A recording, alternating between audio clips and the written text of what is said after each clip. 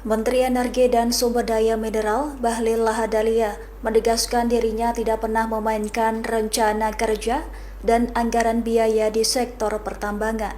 Pernyataan tersebut disampaikannya di tengah situasi geopolitik global yang sedang memanas. Bahlil juga menegaskan bahwa dirinya tidak bisa digertak oleh pihak manapun terkait kebijakan rencana kerja dan anggaran biaya. Pernyataan ini disampaikan langsung oleh Bahlil saat rapat kerja bersama Komisi 12 DPR RI di Gedung DPR Jakarta pada Senin 15 Juni.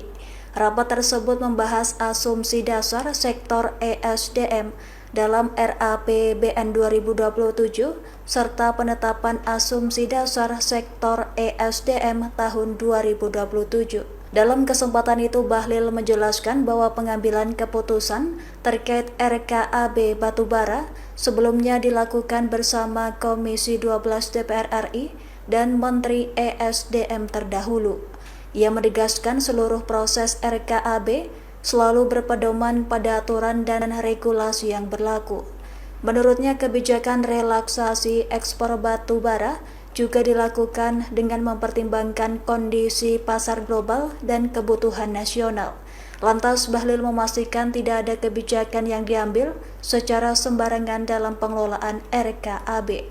Ia pun kembali menegaskan komitmennya untuk menjalankan tata kelola sektor pertambangan secara transparan dan sesuai ketentuan. Ini sekedar informasi aja. Jadi tapi itu tanggung jawab kita akan kita selesaikan.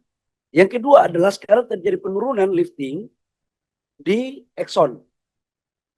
Yang awalnya 185.000 per day, sekarang kurang lebih sekitar di angka 110 sampai 120.000 barel per day.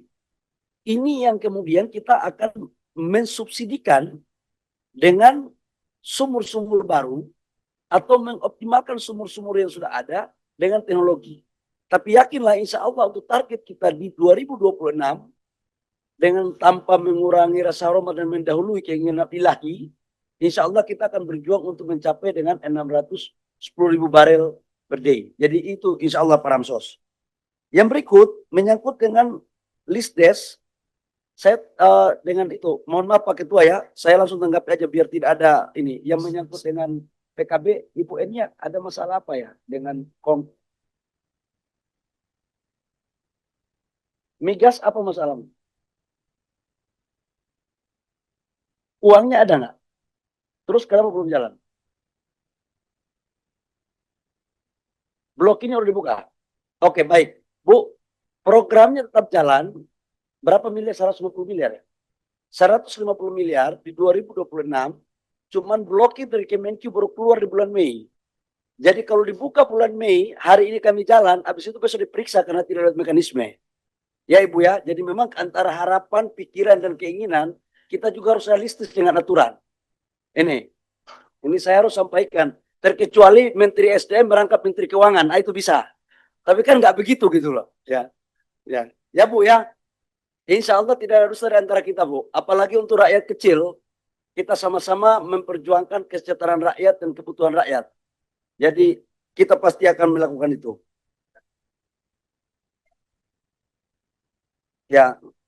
Ya kita sudah tahu. Ibu PKB saya ketua umum Partai Golkar, jadi paham saya. Yang berikut menyangkut dengan, saya pikir yang lainnya clear ya, menyangkut LPG, bauran energi. Bapak Ibu semua bahwa 8 juta ton per tahun itu adalah LPG yang disubsidi. Rata-rata LPG disubsidi 8 juta ton, itu range-nya dengan sebelum harga naik ICP sekarang. Kemarin kan kita pakai rujukannya adalah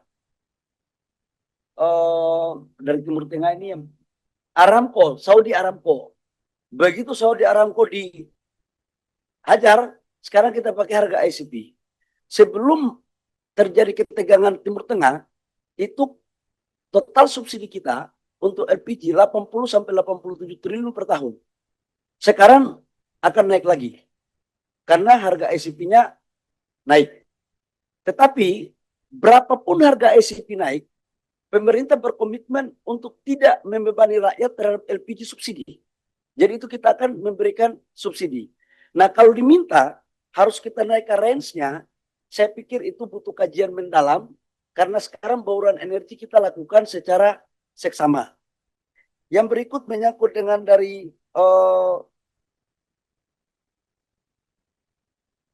senior saya ini Pak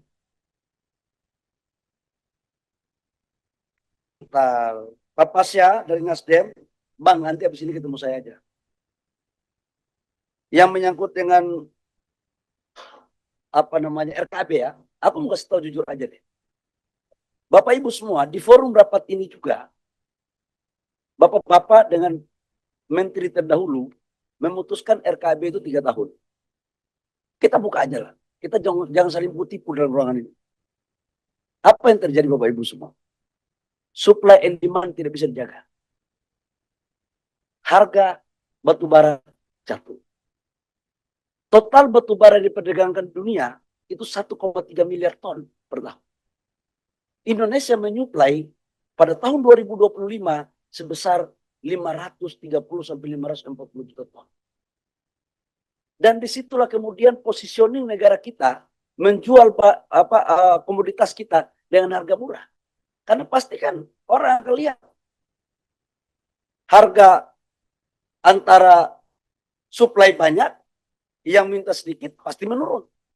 Kemudian atas dasar persetujuan DPR juga Komisi 12, kita setuju untuk merevisi. Kita bikin adalah untuk per tahun dengan menjaga keseimbangan supply and demand.